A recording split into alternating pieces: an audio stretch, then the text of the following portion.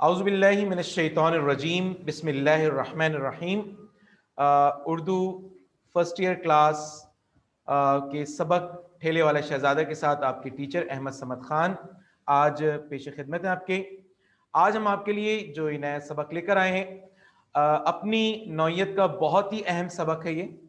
मैंने खुसूसियत के साथ इस लॉकडाउन के अंदर अपनी ऑनलाइन क्लासेस में इस बात का एहतमाम किया है कि उन असबाब को कि जो टाइम टेकिंग है, वक्त ज़्यादा लेते हैं और अहमियत के लिहाज से भी बहुत ज़्यादा अहम है पेपर के नुक्ता निगाह से, उनको खुसूसियत के साथ मैंने अपने इस सेशंस के अंदर रखा है ताकि इन पर गुफ्तगू भी अच्छे अंदाज से हो सके, तवील गुफ्तगू हो सके। गो के मैं और आप एक दूरी पर मौजूद हैं और फासलाती तालीम यानी जो है वो डिस्टेंस एजुकेशन के ज़रिए से इस वक्त हम तालीम हासिल कर रहे हैं, लेकिन कहीं भी आप सवाल जवाब करते हैं और मैं आपके सवालों का जवाब दे भी रहा हूँ तो उसके लिहाज से कहीं दूरी महसूस होती नहीं है।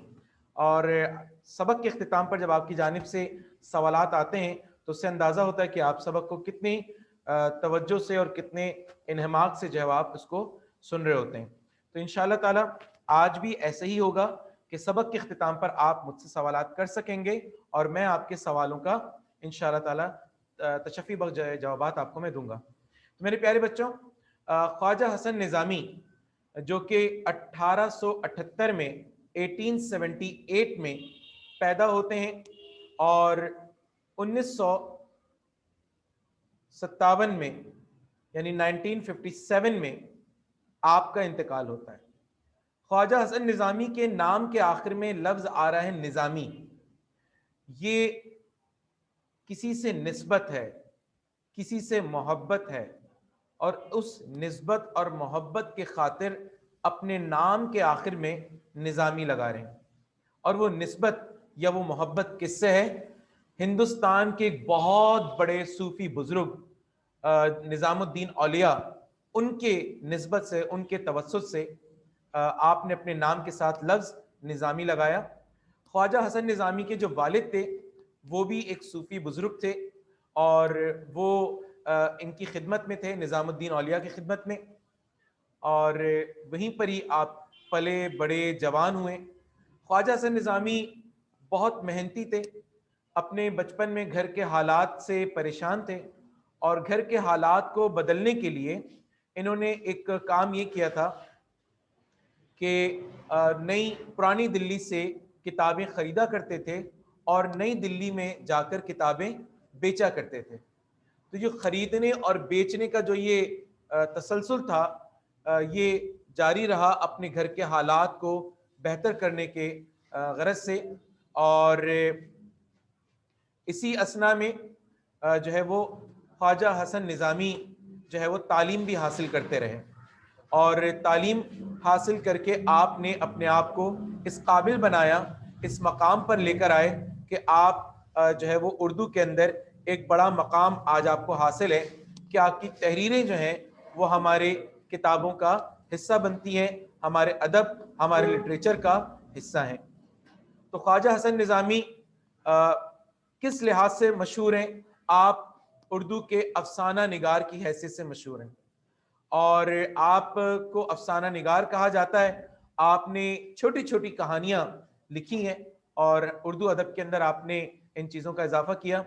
बिलखुसूस आपके जो मौज़ूआत हैं, आपके मौज़ूआत हैं तहरीक, ये जो तहरीक चली थी आज़ादी की, जिसको अंग्रेज़ गदर कहता था। लफ्ज़ गदर जो है वो गद्दारी से निकला है।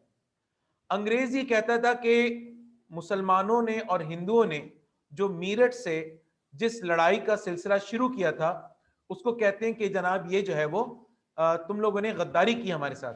हम हुकूमत कर रहे थे और तुमने हमारी हुकूमत के खिलाफ गद्दारी की और तुमने गदर किया। जबकि हिंदू और मुसलमान क्या कहते थे? हमने आज़ादी की जंग लड़ी है, ये जंग आज़ादी है, तुमने हमारे मुल्क पे तसल्लुत कायम किया था और हम तुमसे अपनी रियासतों को, अपनी ज़मीनों को तुमसे आज़ाद करा रहे थे। तो इस जंग आज़ादी के अंदर जो है मुसलमानों पर जो कुछ गुजरे, जो हालात गुजरे, जो कहना चाहिए मुगलिया, आखिरी मुगलिया सल्तनत पे जो हालात गुजरे और उन शहजादे शहजादियों के साथ जो हालात और वाकयात पेश आए उन्हीं को जो है ख्वाजा हसन निज़ामी ने टारगेट किया है। यानी अगर आप इनके उन कहानियों के नाम पढ़ें जो इनके अफसानों के मजमुए, बेगमात के आंसू, अभी बेगमात के आंसू जो है इसके अंदर बेशुमार ऐसे आपको जो है वो मौज़ूआत नजर आएंगे जिसमें मुख्तलिफ शहजादे शहजादियों की गदर के बाद जब अंग्रेजों ने मुकम्मल तौर पर हिंदुस्तान पे कब्जा कर लिया था तो आपको नजर आएगा कि जनाब उनकी जिंदगियों के बारे में, यानी बहादुर शाह जफर की बेटी के हवाले से, बहादुर शाह जफर के भतीजे के हवाले से, उनकी भांजियों के हवाले से, मुख्तलिफ वाकयात के गदर के बाद वो कहाँ गए, उनके साथ क्या क्या हालात और क्या वाकयात पेश आए। तो बेगमात के आंसू जो है वो एक अफसाने का मजमुआ है। इसी तरह गदर दिल्ली जो है कि अफसाने, वो आपकी तहरीर जो है उसके अंदर मौजूद है। और इसी तरीके से आपकी जो ये किताब इस वक्त आपके पास मौजूद है, अगर आप यहाँ पर देखें तो बिल्कुल इसके इख्तिताम पर आपको यहाँ पर बाकायदा लिखा हुआ भी नजर आ रहा होगा, बेगमात के आंसू। यानी कहाँ से माखूज है ये? बेगमात के आंसू से ये माखूज है। यानी कहाँ से लिया गया है? बेगमात के आंसू से लिया गया है। तो ये कहानी भी आपकी बेगमात के आंसू से माखूज है। तो यहाँ पर एक एमसीक्यू इस हवाले से बन जाती है। बाकी जैसे कि मैंने आपको बताया कि आपने अफसाने लिखे और आपके मौज़ूआत जो थे वो गदर दिल्ली के बाद जो शहजादे शहजादियों के साथ जो हालात और वाकयात पेश आए आपने वो यहाँ लिखे। ख्वाजा हसन निज़ामी को मुसव्विर फितरत कहा जाता है, ये इनका लक़ब है, मुसव्विर फितरत। फितरत कहते हैं नेचर को, और मुसव्विर कहते हैं आर्टिस्ट, पेंटर जो पेंटिंग करता है, जो मुसव्विरी तस्वीरें बनाता है। तो आप मुसव्विर फितरत हैं। आपने जो नेचर में जो कुछ हालात और वाकयात पेश हुए हैं आपने उनको अपनी कहानियों की सूरत में खूबसूरत तस्वीरों में ढाल दिया इसमें। तो अभी जो मैं कहानी पढ़ाने आपको जा रहा हूं, ये ठेले वाला शहजादा, ये एक शहजादी कहानी है।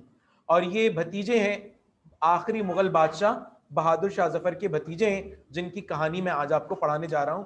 और किस्मत ने इसको शहजादे से ले जाकर क्या बना दिया? एक ठेले वाला बना दिया। तो सोचिए कि इनके साथ कितने बुरे बुरे हालात और वाकयात पेश हुए। अच्छा, इन्होंने जाकर उन शहजादों और शहजादियों से बाकायदा मिले हैं, उनसे उनकी कहानियां पूछी हैं, और उनसे पूछने के बाद उन कहानियों को लिखा और उनसे इजाजत ली कि क्या मैं आपकी इस कहानी को छाप सकता हूं, क्या आपकी अगर इजाजत है। तो उन्होंने छापने की इजाजत भी दी और साथ में उन्होंने कोई ना कोई ऐसा पैगाम जरूर दिया कि अपनी इन कहानियों में ये पैगाम भी हमारी जानिब से जरूर दीजिएगा। जैसे हालात कभी एक से नहीं रहते और अच्छे बुरे हालात इंसान पर हमेशा आते हैं। तो अच्छे हालात तो हम बड़े मजे से गुजार लेते हैं, लेकिन बुरे हालात जब आए तो उसको फेस करने की हमारे अंदर हिम्मत मौजूद होनी चाहिए। तो आज इस कहानी का आगाज हम करने जा रहे हैं ठेले वाला शहजादा, जो कि सफा नंबर 22 पर मौजूद है।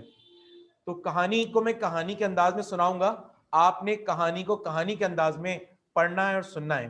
ठीक है जी, शुरू करते हैं। बिस्मिल्लाह रहमान रहीम। 1911 के दरबार में दिल्ली के दिन फिरे, नए शहर की तैयारियां शुरू हुई।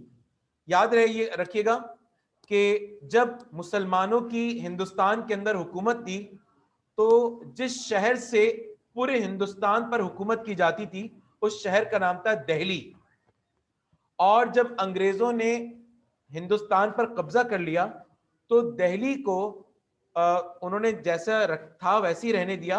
अलबत्ता दिल्ली के अंदर ही उन्होंने अपना एक नया इलाका, बिल्कुल एक नया अपनी मर्जी का एक इलाका उन्होंने जो है तैयार करना शुरू किया। उसका नाम रखा उन्होंने न्यू दिल्ली। जैसे कराची के अंदर एक इलाका उसका नाम है न्यू कराची, तो क्या वो नया कराची बन गया? नहीं ना, कराची के अंदर ही एक नया तर्ज का एक इलाका उन्होंने बनाया। इसी तरह दिल्ली के अंदर ही एक नए तर्ज का अंग्रेजों ने अपनी मर्जी का एक इलाका बनाया, उसका नाम रखा न्यू दिल्ली। तो ये ओल्ड दिल्ली, पुरानी दिल्ली, और न्यू दिल्ली, नई दिल्ली के नाम से जाना जाता था। बाद में चूंकि अंग्रेजों को दिल्ली बोलना नहीं आता था, क्योंकि उनके ये हे का जो प्रोनाउंसिएशन है ये निकलता नहीं है, यानी आर भी कहते हैं, अगर घंटे को आर कहते हैं तो आर कहते हैं, हार नहीं कहते वो। तो ये दिल्ली नहीं बोल पाते थे, तो दिल्ली को दिल्ली दिल्ली, तो दिल्ली दिल्ली होते होते होते वो लफ्ज दिल्ली हो गया। और अब जितनी किताबें आप पढ़ेंगे उसमें लफ्ज दिल्ली लिखा है, दिल्ली अब आपको लिखा हुआ नजर नहीं आएगा। पुरानी किताबों में आपको दिल्ली लिखा हुआ नजर आएगा, नई किताबों में आपको हर जगह दिल्ली नजर आएगा। जैसे बंबई है, ये बंबई बिगड़ते बिगड़ते बिगड़ते मुंबई हो गया। जैसे कोलाची है, कोलाची बिगड़ते बिगड़ते कराची हो गया। ये इसी तरह से वक्त के साथ साथ ये नामों में इस तरह से तब्दीली आती गई। तो यहाँ कह रहे हैं कि 1911 में यानी 1911 जब अंग्रेजों का कब्जा मुकम्मल तौर पर पूरे हिंदुस्तान में हो चुका था, तो कहते हैं दरबार में दिल्ली के दिन फिरे, नए शहर की तैयारियां शुरू हुई, नक्शे बने। जब नए शहर बनते हैं तो उसका बाकायदा प्लान होता है, शहर का नक्शा बनता है, और नामवर इंजीनियरों के दिमाग आराइयां अपने जौहर दिखाने लगी। यानी बड़े बड़े नामवर इंजीनियर अपने नक्शों के अंदर शहर का नया नक्शा पेश उन लोगों ने करना शुरू किया। शाहाने ओद के मौरिस मंसूर अली खान सफदर जंग के मकबरे के आसपास गुमा ईंट बनाने और पकाने कारखाने जा रहे हुए। गुमा ईंट लाल ईंटों को कहते हैं। कराची के अंदर तो ये कल्चर मौजूद नहीं है। कराची से जैसे ही आप बाहर निकलेंगे, हैदराबाद और हैदराबाद के बाद पूरा पंजाब, पूरा खैबर पख्तूनख्वा आप चले जाएं, वहां लाल ईंटों से घर बनाए जाते हैं। तो लाल ईंटों के लिए जो भट्टी बनाई जाती है उसे गुमा ईंट के कारखाने कहते हैं। तो कहते हैं गुमा ईंट बनाने और पकाने कारखाने जारी हुए, हजारों गरीबों का रोजगार चमका। जब शहर की तामीरात का काम सिलसिला शुरू हुआ तो हजारों गरीब ऐसे थे जो इस तामीरात के अंदर मुख्तलिफ काम कर रहे थे, तो उनका रोजगार चमकना शुरू हुआ। पकी हुई ईंटों के अंबार, रेलगाड़ी और ठेलों में सवार होकर इंपीरियल सिटी यानी शहनशाह दिल्ली जो है की तामीरात में जाने लगे। 1 मिनट हम अजान के लिए वक्फा करेंगे और अजान के बाद हम दोबारा अपनी क्लास का आगाज करेंगे। जी तो बच्चों, अजान के बाद अब हम आगे अपने सिलसिले को बढ़ाते हैं। तो मैं आपसे अर्ज कर रहा था कि 11 मई 1917 का जो है जिक्र है, और यहां पर जैसे कहा शहर दिल्ली, इंपीरियल सिटी का जिक्र हो रहा था कि शहनशाह शहर यानी दिल्ली के अंदर ही जो न्यू दिल्ली तामीर हो रहा था, वो एक वहां के अंग्रेज जो शहनशाह थे उनका जो है शहर तैयार किया जा रहा था। और 11 मई 1917 का जिक्र है। ठीक दोपहर की धूप और हवास खोने वाली गर्मी में एक बूढ़ा ठेले वाला खान बहादुर सेठ मोहम्मद हारून के भट्टे से ईंटें लेकर दिल्ली जा रहा था। सर पर सूरज की तेज किरणें, सफेद दाढ़ी और मूछों पर रास्ते का गर्दो गुबार, पेशानी पर पसीने में ईंटों की सुर्ख जमी हुई। यानी आप अंदाजा लगाने कि सफेद दाढ़ी है और सफेद दाढ़ी धूल मिट्टी की वजह से जो है मिट्टी से अटी हुई और सुर्ख हो रही है, और गर्दो गुबार और शदीद धूप का आलम है, पसीना बह रहा है, यानी हवास खो देने वाली गर्मी है। और ऐसे में बेचारा एक बूढ़ा जो है वो अपना ठेला जो है वो लेकर जा रहा है, और वो ठेला जो है वो लेकर वहां से जा रहा होता है कि पीछे से एक मोटर गालिबन कुतुब साहब से यानी सीट से बिल्कुल सामने से जो है वो आ रही थी। ड्राइवर ने हर चंद बगल बजाया, बगल माने पॉप पॉप हॉर्न दिया उसने, बगल बजाया, मगर बूढ़े और बहरे ठेले, नोट कीजिए, बूढ़ा भी है और बहरा भी है। ये याद रखना है, ये बूढ़ा बहरा कब हुआ था ये मैं आपको चल के आगे बताऊंगा। यहां पर एक एक बात एमसीक्यूज है। ये जो मैं चैप्टर पढ़ा रहा हूं आपको, ये 25 नंबर का है। ये पेपर में 100 में से 25 नंबर का पेपर है ये जो मैं इस वक्त पढ़ा रहा हूं आपको। कैसे, ये मैं आगे चल के आपको अभी दिखाता हूं। तो कहते हैं कि ड्राइवर ने हरचंद बगल बजाया, मगर बूढ़े और बहरे ठेले वाले ने इसकी आवाज न सुनी और ठेले को सड़क से ना बचाया। मोटर करीब आई और ठेले से टकराई। ड्राइवर बहुत होशियार था, फौरन मोटर को रोक लिया और ठेले की टक्कर से मोटर को कुछ नुकसान ना पहुंचा। इस मोटर में एक सौदागर यानी एक बिजनेसमैन और एक औरत बैठे थे। ठेले वाले को गरीब, बूढ़ा और कमजोर देखकर गुस्से से बेताब हो गया। यानी अमूमन कमजोरों पर ही अपना गुस्सा उतारा जाता है।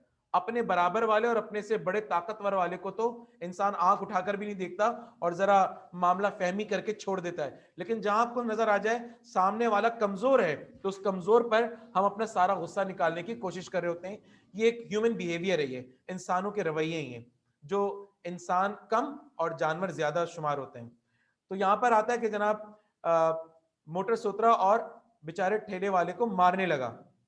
यानी इस जो मोटर के अंदर जो सौदागर बैठा था उसने गरीब बूढ़े को जो है कमजोर देखा और गुस्से में बेताब हो गया। हाथ में बतौर फैशन एक कोड़ा था। अंग्रेज जो है उस जमाने में एक बेत जो है वो हाथ में हर वक्त रखा करते हैं, चमड़े की जो हुआ करती थी। मोटर से उतरा और बचाने बेचारे ठेले वाले को मारने लगा। ठेले वाला अकेला था, ज़ईफ यानी बूढ़ा, कमजोर, नातवा, नातवा माने भी कमजोर था, और सबसे बढ़कर यह कि मुफलिस गरीब था और नादार था, जिसके आगे पीछे कोई नहीं, गरीब आदमी। मगर खबर नहीं दिल में क्या हिम्मत और जुर्रत रखता था कि 2-4 कोड़े तो पहले हमले में इसने खा लिए, लेकिन फिर बैल हाँकने का चाबुक लेकर इसने भी इस नौजवान पर हमला किया और चाबुक के बांस का डंडा ऐसा मारा कि नौजवान का मगज यानी सर फट गया और मोटर ड्राइवर, अगले सफे पे चलते हैं। अच्छा, मैं यहां बताता चलूं कि इंशाल्लाह ताला चैप्टर का नाम जो है वो ठेले वाला शहजादा है, सफ़ा नंबर 22 है। सवालात इंशाल्लाह ताला हम आखिर में आपसे लेंगे, तो जहां जो बात आपने पूछनी हो इसको ज़रूर नोट करें, आखिर में इंशाल्लाह ताला हम आपके सवालात के जवाब आपको देंगे। अब हम चलते हैं सफ़ा नंबर 23 पर। ने चाहा और उस बूढ़े को सजा देने को आगे बढ़ा, मगर कदम बढ़ाने से पहले ही चाबुक की लकड़ी इसके सर पे भी पड़ी, जिसने इसका चेहरा भी खून से लाल कर दिया। मोटर नशीन औरत यानी मोटर में बैठी औरत ने घबराकर रोना शुरू कर दिया और बिलबिलाकर चीखी कि खुदा के लिए तुम मोटर में आ जाओ, वरना ये गंवार तुमको जान से मार डालेगा। ये सुनकर जवान और मोटरबान यानी ड्राइवर जो गाड़ी चलाता है, दोनों मोटर में बैठ गए और ठेले वाले को गालियां देने लगे।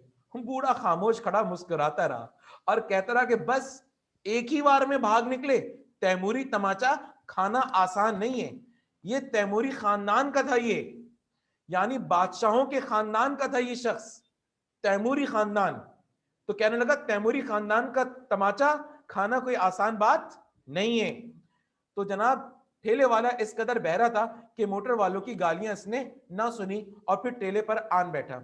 मोटर भी दिल्ली चली गई और ठेला भी रायसीना यानी वो मकाम जहां नई दिल्ली की तामीर हो रही थी, कहीं ईंटें डालने रवाना हो गया। रायसीना के थाने में दूसरे दिन 2 जख्मी और चंद ठेले वाले जमा थे। 2 जख्मी यानी वो 2 अंग्रेज, ड्राइवर उसका और जो मालिक था, वो बूढ़ा ठेले वाला भी खड़ा था।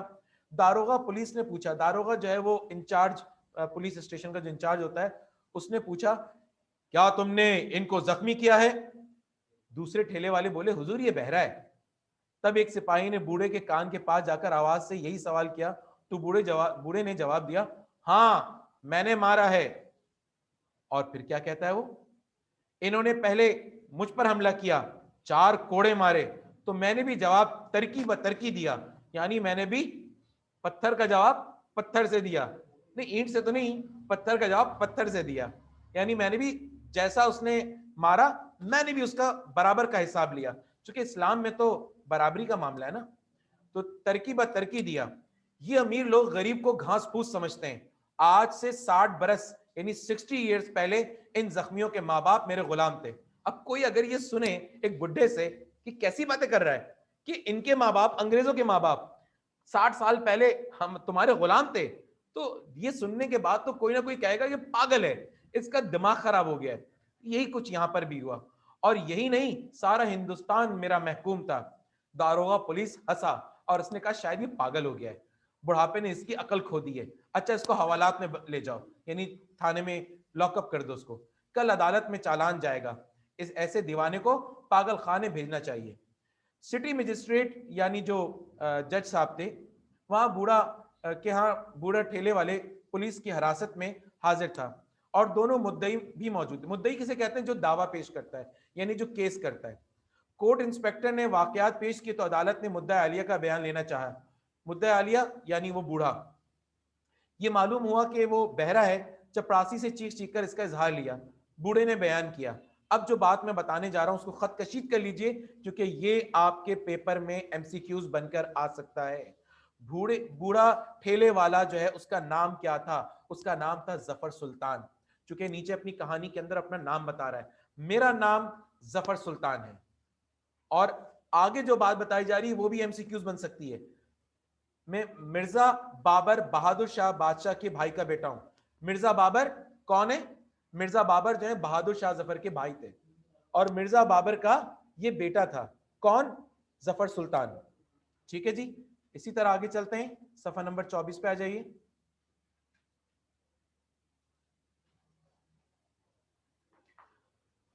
मेरे दादा हिंदुस्तान के शहंशाह मुइनुद्दीन अकबर शाह सानी थे। गदर के बाद, गदर का लफ्ज मैं समझा चुका हूं आप लोगों को, गदर से मुराद गद्दारी, अंग्रेज इसको गद्दारी कहते हैं जबकि हम इसे जंग आजादी कहते हैं। गदर के बाद मैंने हजारों परेशानियां उठाई, मुल्कों फिरता हुआ दिल्ली में आ गया और ठेला चलाने का काम करने लगा। 11 मई 1917, जो 11 मई 1857, अच्छा, खड़ा 11 मई 1917 को है और हवाला दे रहा है 11 मई 1857, यानी उस दौर की बात बता रहा है जिस दौर में इन्होंने वो मुश्किलें, परेशानियां, दुख, इंसान की जिंदगी में ऐसा होता है ना, मिसाल के तौर पे अगर आज मैं, अल्लाह ना करे, किसी भी वजह से मैं परेशान हूं तो मैं कहूं बिल्कुल वही दिन जैसे आज से 10 साल पहले उस मौके पर मैं परेशान था, बिल्कुल आज मुझ पर वही परेशानी है। ये बूढ़ा भी इसी तरह बयान कर रहा है कि 11 मई 1917 जो 11 मई 1857 की तरह, यानी 57 की तरह गर्म और सख्त थी। इस वाकये की तारीख है। मैं बहरा हूं, मैंने मोटर की आवाज नहीं सुनी, मोटर वालों ने मेरी उम्र और हालत पर रहम ना किया और मेरे 4 कोड़े मारे। मेरे बदन में जो खून है इसको मार खाने और जुल्म से जबर सहने की अब तो आदत हो गई है, मगर पहले न थी।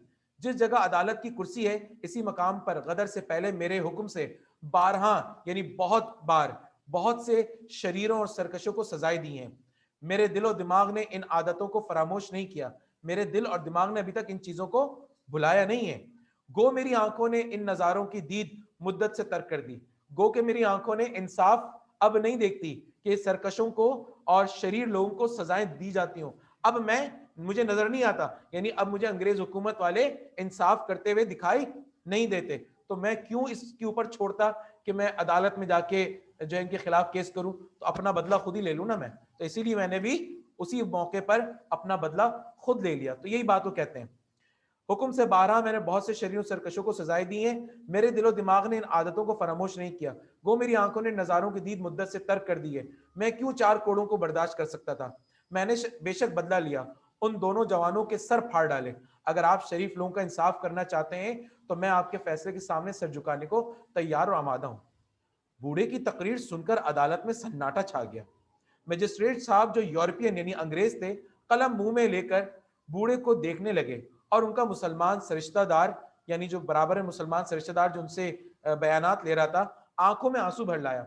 दोनों ही मुद्दई भी बयान सुनकर दम बखुद रह गए। अदालत ने हुक्म दिया कि तुमको रिहा किया जाता है और मुद्दइयों पर 10-10 रुपए जुर्माना, यानी जिन्होंने केस किया था उन्हीं के ऊपर उल्टा जुर्माना। क्यों? क्योंकि उनके बयान से साबित होता है कि वो दोनों नशे की हालत में थे और नशे की हालत में उन्होंने ये हरकत की, तो नशे की हालत में गाड़ी चलाना तो वैसे ही जुर्म है, तो दोनों मुद्दई पर 10-10 रुपए जुर्माना। याद रखिएगा, MCQs है ये, क्योंकि खुद इनके बयान से जाहिर है कि इन्होंने नशे की हालत में पहले मुद्दा अलिया पर हमला किया था। इसके बाद मजिस्ट्रेट ने चपरासी के जरिए बूढ़े शहजादे से पूछा, क्या तुम्हारी पेंशन सरकार से मुकर्रर नहीं हुई? अच्छा, पेंशन किसे कहते हैं? आपने अगर कोई गवर्नमेंट नौकरी की है और आप फिर रिटायर हो जाते हैं, तो रिटायरमेंट के बाद आपकी तनख्वाह का एक हिस्सा जो है गवर्नमेंट आपको देना शुरू करती है जब तक आप जिंदा हैं। आपके मरने के बाद आपके बीवी को जो है आपके बच्चों के नाम वो पेंशन हो जाती है। लेकिन ये लोग तो कोई गवर्नमेंट मुलाजिम नहीं थे, लेकिन अंग्रेज हुकूमत ने क्या किया, पहले तो चुन चुन के इनको कत्ल किया, मारा, जितने शहजादे जितनी शहजादियां उनको कैद में डाल दिया, और जो बाद में बच गए दुनिया को दिखाने के लिए इन पर एहसान किया कि हमने इनसे अगर सल्तनत छीनी तो अब हम इनका ख्याल रख रहे हैं। इनको जो है वो 5 रुपए माहाना वजीफा या पेंशन जो है इनके लिए मुकर्रर कर दी गई। तो यहाँ पर जो यूरोपियन जो है मजिस्ट्रेट जो है वो कहते हैं कि पेंशन सरकार से मुकर्रर नहीं हुई आपकी, तुम ठेले का जलील काम क्यों करते हो? शहजादे ने जवाब दिया, मुझे मालूम है कि अंग्रेज सरकार ने हमारे खानदान वालों को 5-5 रुपए माहवार, ये भी वो है MCQs, 5 रुपए माहवार पेंशन मुकर्रर कर दी, मगर मैं अव्वल तो बरसों दिल्ली से गैर हाजिर रहा, मैं दिल्ली से बहुत दूर चला गया था। इसके अलावा जब तक हाथ पांव चलते हैं काम करके मेहनत की रोजी कमानी फर्ज समझता हूँ। जनाब, मुझको ठेले में 3-4 रुपए रोजाना मिल जाते हैं। ओ भाई, मैं तुम्हारे 5 रुपए महीने के लेके क्या करूंगा? मैं तो 3-4 रुपए रोज कमा लेता हूं और 2 रुपए रोज बैलों पे। आगे चलते हैं सफा नंबर 25 पे। कहते हैं कि 2 रुपए बैलों का वगैरह का खर्च है, जिसमें घर का किराया भी शामिल है, और रुपए 2 रुपए मुझको बच जाते हैं। मैं 5 रुपए महीना लेकर क्या करता? आजकल बहुत खुश हूं और मुझको हर तरह की आजादी और बेफिक्री है। जो लोग आपकी कचहरियों में यानी अदालतों में नौकरियां तलाश करते फिरते हैं और BA MA पास होने में उम्रें बर्बाद करते हैं, इनसे मुझ ठेले वाले की हालत लाख दर्जे बेहतर है। ठेला चलाने में कुछ जिल्लत नहीं है, क्योंकि मैं बैलों पर हुकूमत करता हूं और खुद बैल बनकर महकूम नहीं बनता। यानी यहां बताया कि अभी भी स्टिल में हुकूमत कर रहा हूं और बैलों के ऊपर हुकूमत कर रहा हूं। ऐसे नहीं कि आपकी अदालतों में, आपके दफ्तरों के अंदर गुलाम बन जाऊं आपका और गुलामी करता रहूं, नहीं, आज भी हमारी हालत यही है कि हम हुकूमत करते हुए नजर आ रहे हैं। ठेले वाला शहजादा पहाड़गंज की मस्जिद में नमाज पढ़ रहा था। अब सीन चेंज हो गया है। सीन क्या हो गया, अदालत से उनको रिहा कर दिया गया, वो अपने घर चले गए और इनकी जो रिहाइश है वो पहाड़गंज के पास है। ठीक है, तो ये MCQs है। तो पहाड़गंज की मस्जिद में कौन सी नमाज अदा कर रहे थे ये ठेले वाले से ज्यादा? पहाड़गंज की मस्जिद में नमाज पढ़ रहा था। नमाज का जिक्र कौन नहीं है यहाँ पे, कौन सी नमाज थी? अलबत्ता नमाज पढ़ रहा था और इसी के करीब इसका घर था। जब वो नमाज पढ़ चुका तो एक शख्स इसके पास गया और कहा, मैं आज कचहरी में मौजूद था। कौन है ये? कौन आदमी आपके ख्याल में कौन हो सकता है ये? खुद मुसन्निफ ख्वाजा हसन निजामी खुद अपने बारे में बता रहे हैं कि मैं पहाड़गंज की मस्जिद में गया, मैंने वहां नमाज पढ़ी और इस बूढ़े ठेले वाले को मैंने कहा कि मैं आज कचहरी में अदालत में मौजूद था और मैंने आज आपकी बड़ी शोहरत सुनी, आज आपका वाकया सुना, तो मैं आपसे मिलने के लिए यहाँ पर आ गया। तो कहते हैं जब वो नमाज पढ़ चुका तो एक शख्स इसके पास गया और कहा, मैं आज कचहरी में मौजूद था और मैंने आपका बयान का चर्चा सुना। क्या आप मुझको गदर के हालात सुना सकते हैं कि आप गदर में और इसके बाद कहां कहां रहे और आप पर क्या मुसीबतें पड़ी? ये सुनकर शहजादे ने अपनी दास्तान कहना शुरू की। मैं मिर्जा बाबर का बेटा हूं। मिर्जा बाबर बहादुर शाह जफर के भाई थे। गदर से पहले बहादुर शाह की हुकूमत तो हिंदुस्तान में ना थी। ये बात बिल्कुल दुरुस्त है। पूरे हिंदुस्तान में बहादुर शाह जफर की अब हुकूमत नहीं थी, अलबत्ता इज्जत बादशाहों वाली थी, लेकिन इनकी तकरीबन पूरे हिंदुस्तान से इनका जो तसल्लुत था वो खत्म हो चुका था। सिर्फ इनकी इज्जत किया करते थे। कुछ इलाका ऐसा था जहां पर अब भी इनकी हुकूमत थी, क्योंकि ऑलमोस्ट इलाका जो अंग्रेजों के कब्जे में आ चुका था। मगर इज्जत बादशाहों की सी हर सूबे, हर शहर, हर आबादी में इनके नाम की जाती थी। और दिल्ली में तो हर शख्स बहादुर शाह और इनके खानदान का वही अदब और लिहाज करता था जो शाहजहां और आलमगीर के वक्त में होता था। मैं अपने बाप का लाडला बेटा था। अगरचे इनकी औलाद और भी थी, मगर अपनी माँ का मैं इकलौता था। यानी अपनी माँ का, यानी उनके बाप ने कई शादियां कर रखी थी, लेकिन इस माँ से जो है वो, इस बीवी से जो है वो एक ही बेटा था। मेरे वालिद का गदर से पहले इंतकाल हो गया था। जब गदर पड़ा और बागियों की फौज दिल्ली में घुसी तो जैसी सितमकारियां, यानी जैसे जुल्म इसने अंग्रेजों और इनके औरतों और बच्चों पर की, इनके कहने से कलेजा कांपता है। वो कहते हैं कि अंग्रेजों ने बहुत जुल्म किया हम लोगों के ऊपर। इसके बाद जब अंग्रेज पंजाब की मदद लेकर दिल्ली पर आए और इसको मगलूब कर लिया तो बादशाह समेत सारा शहर भाग निकला। मेरी वालदा नाबीना यानी अंधी थी, आंखों की बिनाई उनकी खत्म हो चुकी थी और आए दिन की बीमारियों से बहुत कमजोर हो गई थी। रथ में सवार होना, रथ कहते हैं बैलगाड़ी को, होना भी इनको दोभर था, मगर दो औरतों की मदद से मैंने इनको सवार किया और खुद भी इसमें सवार होकर दिल्ली से निकला। बादशाह वगैरह तो मकबरा हुमायूं गए थे, यानी वो दूसरे रास्ते से मकबरा हुमायूं की तरफ निकले थे, मगर मैंने करनाल का रुख किया क्योंकि वहां एक मेरे दोस्त रहते थे। जाहिर सी बात है, बुरे वक्त में आपके कौन काम आएंगे? दोस्त ही काम आएंगे। तो इन्होंने कहा मैं अपने दोस्त के पास चला जाता हूँ, जो हमारे पास बड़े अच्छी इनसे मरासिम थे, बहुत अच्छी दोस्ती थी। वो करनाल में रहते हैं, करनाल के एक अच्छे खाते पीते खानदान के हों, तो मैं वहां जाता हूँ, शायद मेरी मदद वो कर लें। तो जिनसे दिल्ली में अक्सर मुलाकात हुआ करती थी और वो करनाल के इलाके में साहिब हैसियत जमींदार थे। ठीक है, आगे चलते हैं सफा नंबर 26 पर।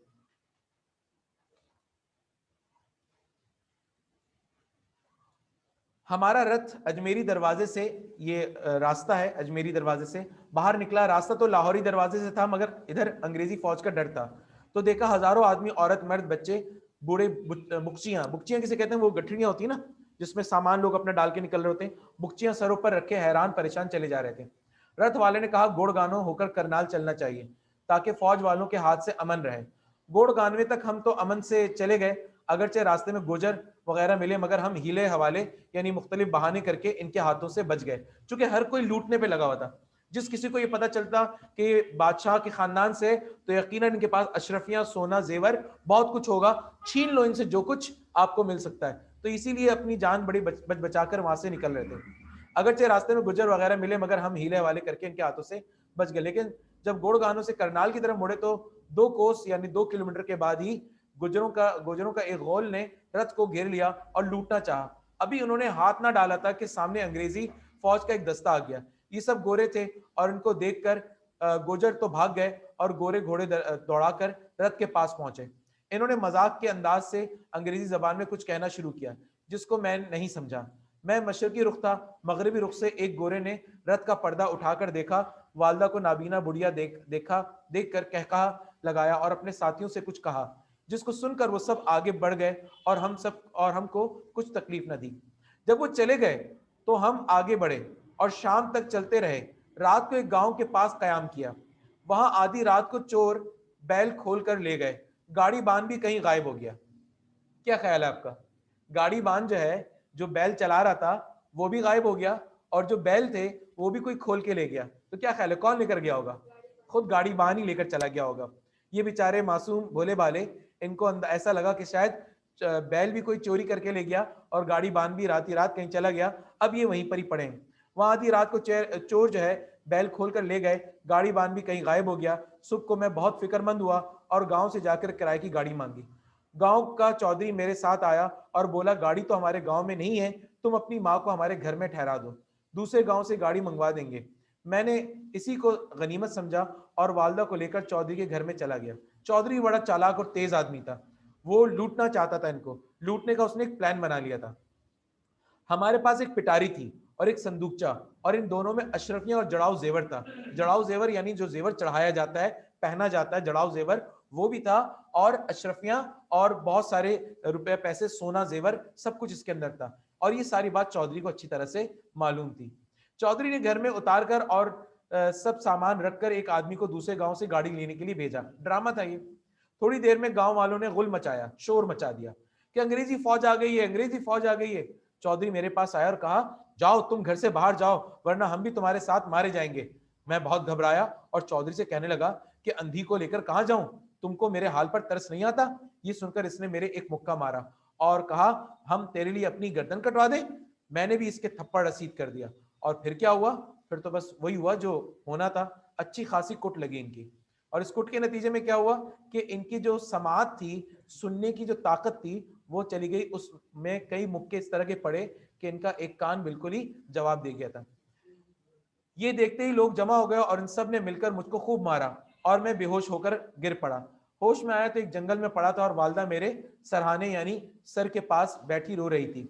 वालदा ने कहा, वो तुझको और मुझको एक चारपाई पर उठाकर यहाँ डाल गए। मालूम होता है कि इन्होंने असबाब लूटने का बहाना किया था। फौज वौज कुछ ना आई थी। वो बड़ा कठिन यानी बड़ा मुश्किल वक्त था। जंगल बयाबान, धूप की शिद्दत, एक मेरी नातवा आंखों से मोहताज मां, चारों तरफ सन्नाटा और दुश्मनों का डर, रास्ते की बेखबरी यानी रास्ते का भी कुछ पता नहीं था, और जख्मों की दुखन ने सोने पे सुहागा। वालदे ने कहा, बेटा चलो हिम्मत करके आगे बढ़ो, यहाँ जंगल में पड़े रहने से कुछ फायदा नहीं। मैं खड़ा हो गया। सर में और बाजुओं पर जख्म थे, पैरों पर भी चोट आई थी, मगर अंधी माँ का हाथ पकड़कर रास्ता चलना शुरू किया। कांटेदार झाड़ियां सारे मैदान में फैली हुई थी, जिन्होंने बदन के कपड़े फाड़ डाले और पैरों को लहूलुहान कर दिया। वालदा ठोकरें खा खाकर गिर पड़ती थी और मैं इनको संभालता था, मगर जख्मों की कमजोरी से मुझमें भी चलने की हिम्मत ना थी। 2 वक्त से हमने कुछ खाया भी ना था। गर्ज ऐसा वक्त था कि खुदा दुश्मन को बिना दिखाए। अब जाहिर सी बात है, बिल्कुल मम्मी डैडी लोग थे, बचपन पूरी महल के अंदर गुजारी, किस तरह नाज और नखरों से पले थे। अब तो जरा सी तकलीफ भी हो जाए तो उनको जो है बहुत बड़ी तकलीफ महसूस हो रही थी। फिर क्या हुआ, जब दोपहर का सूरज सर पर आया तो मेरे सर के जख्म भी ऐसी तकलीफ हुई कि मैं चकराकर गिर पड़ा। होश था मगर उठने और चलने की ताकत ना थी। वालदा ने मेरा सर अपने जानों यानी अपनी टांगों पर, रानों पर रख लिया और ये दुआ मांगनी शुरू की, इलाही मुझ पर रहम कर, मेरे गुनाहों को माफ कर दे और मेरे बच्चे की जान को बचा ले। खुदाया ये अंधी शहजादी तेरे आगे हाथ फैलाती है और इसको महरूम न कर। हमारे हमारा तेरे सिवा कोई नहीं है। आसमान जमीन हमारे दुश्मन है, तुझ बिन किससे कहूं। तू जिसको चाहे इज्जत दे, व तो इज्जु मन तशा व तो जिल्लु मन तशा। जिसे चाहे इज्जत दे, जिसको चाहे जिल्लत दे। कल हम मुल्कों और हाथी घोड़ों और लौंडी गुलामों के मालिक थे, आज इनमें से कुछ भी हमारे पास नहीं। किस बिरते पे दुनिया वाले इस फानी जहान में जीने की आरजू करते हैं, तौबा है गुनाहों की, तौबा है, रहम रहम ए खुदा रहम। ये पैराग्राफ जो है, ये इक्तबास आपके पास पेपर में आ सकता है। 8 नंबर का ये इक्तबास कि आप इस नसर पारी की तशरीह करें। तो आपको ये पूरी इसकी तशरीह करनी होगी। तो तशरीह करते हुए आपके पास पूरा बैकग्राउंड मौजूद होगा, पस मंजर मौजूद होगा, तो आप एक अच्छी तशरीह 12-15 लाइनों की इसकी कर सकते हैं। ठीक है, तो एक सवाल तो मैंने आपको 8 नंबर का ये बता दिया। इसके अलावा 3-4 नंबर के एमसीक्यूज इसमें से आ सकते हैं, तो 12 नंबर तो यही हो गए। इसके अलावा ख्वाजा हसन निजामी के तर्ज तहरीर पर लिखने के लिए आपके पास आ सकता है 15 नंबर का, तो 25 नंबर तो यही हो गए। इसके अलावा 10 नंबर का खुलासा भी आता है इसमें से, तो 35 नंबर 35 मार्क्स का पेपर सिर्फ इसी सबक से आपके पास आ सकता है। तो कितना अहम है ये चैप्टर आपके लिए, ये आप समझ सकते हैं। आगे चलते हैं। अम्मा दुआ मांग रही थी कि एक गंवार, नोट कर लीजिए ये एमसीक्यूज आ चुकी है। कौन आया था? एक गंवार आया था। गंवार किसको कहते हैं? जाहिल को। ठीक है, एक गंवार जाहिल इधर आ निकला और इसने कहा, बुढ़िया तेरे पास क्या है? अब वो अंधी बुढ़िया बेचारी, उसके पास क्या था इस जख्मी बच्चे के सिवा? सब कुछ तो लूट लिया गया था। उसने कहा कि पास जो कुछ हो डाल दे। वालदा बोली, बेटा मेरे पास तो सिवाय इस जख्मी बीमार के कुछ भी नहीं है। ये सुनकर इस गंवार ने एक लठ, ये भी एमसीक्यूज में आ चुका है कि उस गंवार ने किस चीज से मारा था? लठ। लठ, लाठी सुना ना, लाठी। पुलिस वालों के हाथों में क्या होती है? जो डंडे मारते हैं वो लाठी मारते हैं। तो लाठी होती है छोटी और लठ होता है बड़ा, यानी बड़ा डंडा था उसके पास। उसने वो लठ जो है वालदा के सर पर मारा। लठ के पड़ते ही वालदा के मुंह से एक चीख निकली और इन्होंने कहा, हाय जालिम, मेरे बच्चे को ना मारियो। मैं हिम्मत करके उठा मगर फिर चकराकर गिर पड़ा और बेहोश हो गया। गंवार ने मेरे और वालदा के कपड़े उतार लिए। मुझे होश आया तो गंवार चला गया था और हम दोनों बिल्कुल बरहना यानी नंगे पड़े थे। वालदा दम तोड़ रही थी। मैंने इनसे पूछा, अम्मा क्या हाल है? इन्होंने उखड़ी आवाज में कहा, मियाँ मरती हूँ, मियाँ को खुदा के सुपुर्द। आह, कफन भी मयसर ना आया। यानी अब हाल ये है कि अब हमें कफन भी नहीं मिलेगा हमें। अरे गोर भी ना मिलेगी, यानी कब्र भी ना मिलेगी। गोर कहते हैं कब्र को, गोर भी ना मिलेगी यानी कब्र भी नहीं मिलेगी। मैं शहनशाह हिंद की बावज हूँ, ला इलाहा इल्लल्लाह मुहम्मद रसूलुल्लाह कहा और मर गई। मैंने वहीं से रेता यानी मिट्टी समेटी और इस बेकस की लाश के को खाक में छुपा दिया और खुद भी बमुश्किल घिसट घिसट कर एक दरख्त के नीचे जाकर लेट गया। थोड़ी देर में एक फौजी सवार वहां से गुजरा और मुझको देखकर करीब आया। मैंने सारा हाल इससे कहा। इसने कमर का रुमाल खोलकर मुझको दिया, जिससे मैंने तहबंद यानी लुंगी के तौर पे बांध लिया। इसके बाद इस सवार ने मुझको उठाकर घोड़े पर अपने पीछे बिठा लिया और अपनी छावनी यानी फौजी कैंट में, यानी फौजी था वो, फौजी छावनी में ले गया। वहां इसने मेरा इलाज कराया, जिससे मेरे जख्म अच्छे हो गए। फिर मैं इसकी खिदमत करने लगा। यह मुसलमान सवार बहुत ही नेक मिजाज था। इसका मकान कहाँ था? पटियाले में था। इसके हमरा कुछ दिन तो मैं पटियाले में रहा और फिर फकीर होकर शहर ब शहर फिरने लगा। बंबई पहुंचा तो खैराती काफले के साथ मक्का मुअज्जमा चला गया। याद रखिएगा, ये जो आज सऊदी अरब और ये बड़े जितने अरब ममालिक आज जितने अमीर नजर आते हैं ना, ये एक जमाने में बिल्कुल फकीर थे, गरीब थे। जब इनके पास तेल नहीं निकला था, कुएं नहीं निकले थे तेल के, तो ये वहां से खैराती काफले आते थे और वो यहाँ आकर हिंदुस्तान में या मुख्तलिफ मुस्लिम ममालिक में आके खैरात सदकात जमा किया करते थे आपसे। और क्या कहा करते थे? हम मुतवल्ली हैं, हम मक्का मदीना के रखवाले हैं, आप हमारी मदद कीजिए ताकि हम उसकी रखवाली का सामान कर सकें। हम हाजियों को हज कराते हैं, आप में से जिसने हज करने के लिए चलना है हमारे साथ चले, हम उसको हज करवाएंगे। तो खैराती काफले इस तरह से आया करते थे। तो ये खैराती काफले के साथ मक्का मुअज्जमा चला गया और वहां 10 बरस गुजारे, यानी 10 साल एमसीक्यूज। फिर मदीना शरीफ हाजिरी दी और वहां 5 बरस बसर किए एमसीक्यूज। इसके बाद शाम और बैतुल मकदस, ये बैतुल मकदस है, बाद लोग इसको बैतुल मुकद्दस पढ़ते हैं, लफ्ज बैतुल मकदस है ये, की ज़ियारतें की। हलब होकर बगदाद शरीफ गया, 2 साल वहां काटे। बगदाद से एक मेमन के हमरा कराची आया और वहां से दिल्ली आ गया, क्योंकि दिल्ली की याद मुझको हर जगह बेचैन रखती थी। जाहिर सी बात, जहां आपने पूरी जिंदगी बचपन जवानी गुजार दी, वो जगह तो आपको याद आती है, सताती है। यहाँ रेल पर मैंने मजदूरी करनी शुरू की, जिससे मुझको खाने पीने के बाद कुछ बचत होने लगी और 2 साल में मेरे पास 300 रुपए हो गए। तो मैंने एक ठेले वाले की शिरकत में ठेला बनाया गया और इसकी आमदनी से आहिस्ता आहिस्ता साजी यानी पार्टनरशिप का हिस्सा अदा करके अपना मुस्तकिल जाती ठेला बना लिया और अब इसी पर मेरी गुजर औकात है। उसके बाद क्या हुआ जनाब, चलते हैं सफ़ा नंबर 29 पर, जो सबक अब आपका इख्तिताम की तरफ है। साइल, साइल किसे कहते हैं? सवाल करने वाले को। वैसे साइल के दो मायने हैं, एक साइल के मायने भीख मांगने वाला और एक साइल के मायने सवाल करने वाला। यहां पर सवाल करने वाला जो आपसे सवाल कर रहा है, कौन सवाल कर रहा है? यहाँ पे ख्वाजा हसन निजामी सवाल कर रहे हैं। तो साइल ने कहा बहरापन कब हुआ, और इससे तो आपको तन्हाई में बहुत तकलीफ उठानी पड़ती होगी। शहजादे ने हंसकर जवाब दिया, खुदा का शुक्र है कुछ तकलीफ नहीं होती, सारे जहां के ऐब सुनने से कान बंद है। गांव में जब लोगों ने मारा था, इसी वक्त दिमाग पर ऐसी चोट आई थी जिससे कान की कुवत जाती रही। अब सिर्फ बाएं कान से कुछ सुन सकता हूं, दायां बिल्कुल बेकार है। साहिल ने यह माजरा इबरत सुनकर कहा, क्या मैं इसको अपनी किताब में लिख दूं? शहजादे ने कहा, जरूर लिख दो, मगर यह भी लिख देना। मैंने कहा था ना शुरू में आपसे कि वो पूछते थे कि मैं आपकी कहानी लिख दूं, वो इजाजत देते थे और फिर बाद में साथ में वो कुछ सबक भी कहते थे कि ये भी जरूर लिख देना। तो क्या कहा, हर गुजरने वाली बात और गुजरने वाला वक्त और गुजरने वाली राहत और तकलीफ झूठी और बेअसल है। यानी इंसान के साथ टाइम टू टाइम जो तकलीफें गुजर रही हैं, जो खुशियां गुजर रही हैं, जो हालात और वाकयात गुजर रहे हैं, सब झूठे और बेअसल हैं, इनकी कोई हकीकत नहीं है, सब खत्म हो जाएगा। मगर इसमें इबरत जरूर है, यानी हर चीज से इबरत जरूर हासिल किया करो, सबक जरूर हासिल किया करो। अच्छे दिनों के अंदर भी, अच्छे दिनों में भी सबक सीखो और बुरे हालात में, मुश्किलात के अंदर भी सबक सीखो। कहां से माखूज है? बेगमात के आंसू से माखूज है। अच्छा, यहां मैं आपको बताता चलूं कि आपके पास ये जो सवाल जवाब है, पिछले 2-3 सालों के अंदर जो नया पैटर्न आया है, उसके अंदर नए पैटर्न के अंदर आपके पास ये सवालात मौजूद होते हैं खुलासे की रिप्लेसमेंट में। तो आपने ये काम नहीं करना, आपको मैं यही एडवाइस करूंगा कि खुलासा ही लिखिएगा। लेकिन अगर आप बज़िद हैं और आप करना चाहते हैं, तो फिर ये जो मश्क के अंदर जो सवालात मौजूद हैं, जितने असबाक वहां मौजूद हैं आपकी किताब में, उन सब के इन सवालों को अच्छी तरह से देख लीजिए। जिस बच्चे ने सबक को अच्छे तरीके से पढ़ा है, वो सवालों का जवाब भी बहुत अच्छी तरीके से दे सकता है। तो आप इन सवालों के जवाबात को जहन में रखिए और फिर इसके हिसाब से जाके उन सवालों के जवाब दीजिएगा। लेकिन मेरी एडवाइस ये है कि आप खुलासा लिखिए। क्यों? उसकी वजह ये कि देखें, आपके पास 3 सवाल आते हैं जिनमें से आपको 2 सवाल करने होते हैं। खुलासा 8 नंबर का है। अब आप 3 में से 2 सवाल करेंगे, 2 सवाल में आप कितना लिखेंगे? कितना लिखेंगे आप?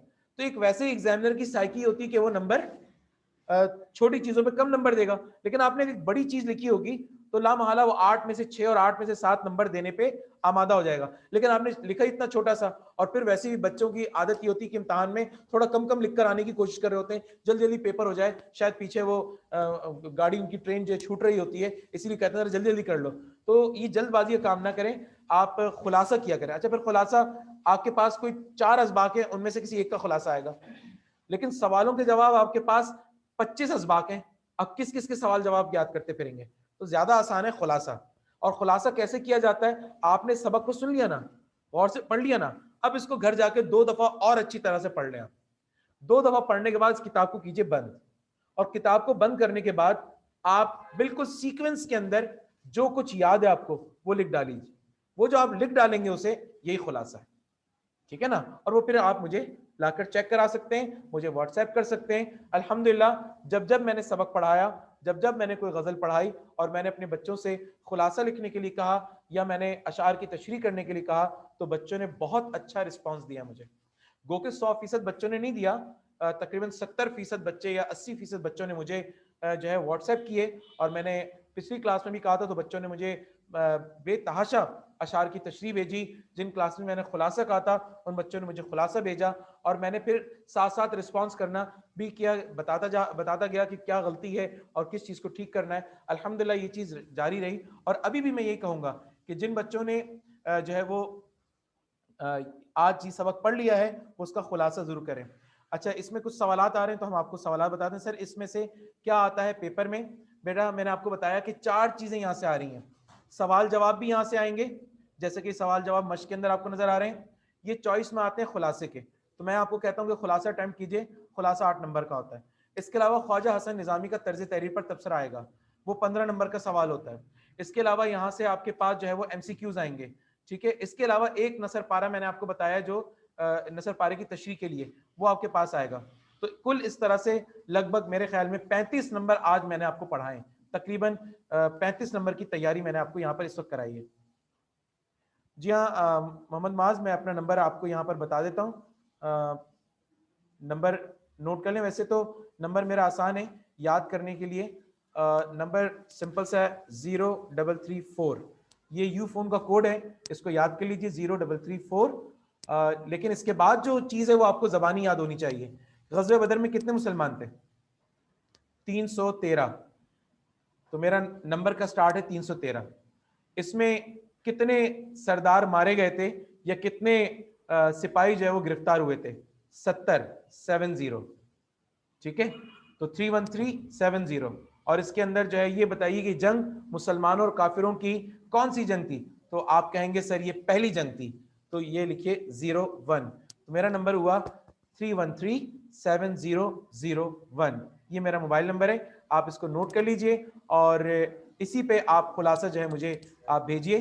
तो ये याद करने का आसान तरीका, अगर कहीं नहीं भी लिखा तो यू फोन कोड याद होना चाहिए और इसके अलावा आपको ये याद होना चाहिए। ठीक है जी, इसी के साथ आज की हमारी उर्दू की क्लास यहाँ पर मुकम्मल हुई है और अब हम जो है इंशाअल्लाह ताला अगले हफ्ते आपके पास जो इंशाअल्लाह आएंगे, फैज़ अहमद फैज़ की गज़ल लेकर मैं आपके पास आऊँगा इंशाअल्लाह ताला। उस वक्त तक के लिए उर्दू की क्लास का इख्तिताम करते हैं, इजाज़त दीजिएगा, अल्लाह।